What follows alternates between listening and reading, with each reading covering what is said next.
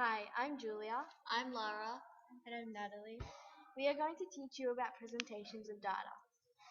Julia will be teaching you about histograms, Lara will be teaching you about box and whisker plots, and I will be teaching you about stem and leaf plots.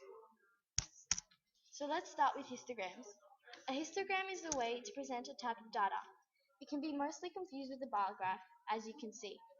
The difference is that a bar graph uses categorical variables, whereas with histograms, it uses numerical variables. If you still don't understand, here is a bar graph versus a histogram. On the left, the histogram is using numbers on the x-axis to file out that type of data. For example, the numbers on the x-axis could be the weight of a person. Imagine someone taking the weight of 100 people of different ages. This type of data is called numerical variables. When we have numerical variable type of data, we will most likely use histograms as a way to present it. But if you look at the graph on the right, that is a bar graph. We use bar graphs when we have categorical data. For example, someone has surveyed their class on their favorite pets. The data we have collected is a dog, cat, fish, and a hamster. This is not numerical variable data, so it is called a categorical variable data. This is a real-life situation.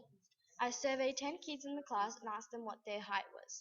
Since the type of data that I collected was numerical data, I separated the values into 4 classes. Each class has the number of people who are in that category. For example, the 148 centimeter and the 150 to the 153 centimeter group had 3 people that were in between those numbers.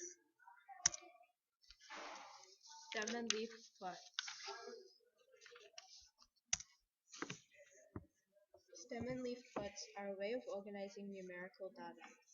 They are similar to histograms and box and whisker plots, but they have a major advantage in that all results collected are displayed in the diagram and can easily be seen.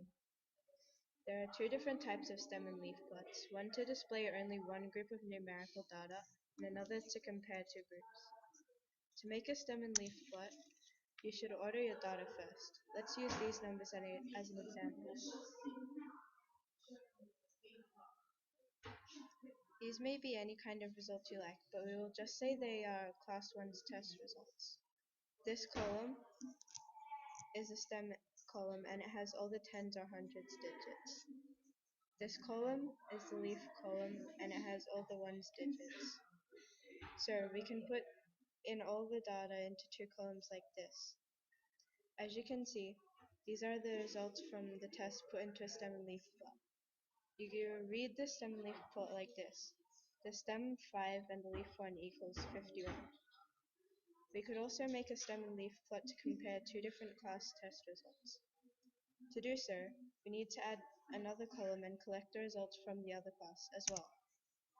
Let's just say class 2 results were these numbers. You can put these results into the stem and leaf plot to make an easy comparison between both class results. It will look like this.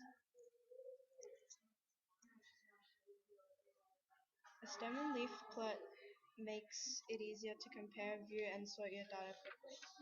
Through the stem and leaf plot, we can see that class 2's test results are higher than class 1's.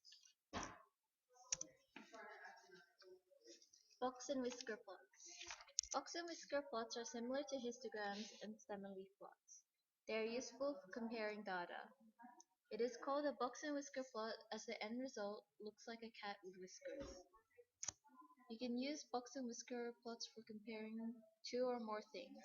For example, you can compare your exam results from semester 1 and semester 2. Basically, for a box and whisker plot, you need to find the lower extreme, the lower quadrille, the median, the upper quadrille, and the upper extreme. The lower extreme is the lowest value in the set. The lower quadrille is the median of the data below the median. The median is the middle value. The upper quadrille is the median of the data above the median. The upper extreme is the highest value. Now, the exam results for semester 1 for various subjects could be 67, 88, 90, 52, 44, 70, and 98. And then you put them in order.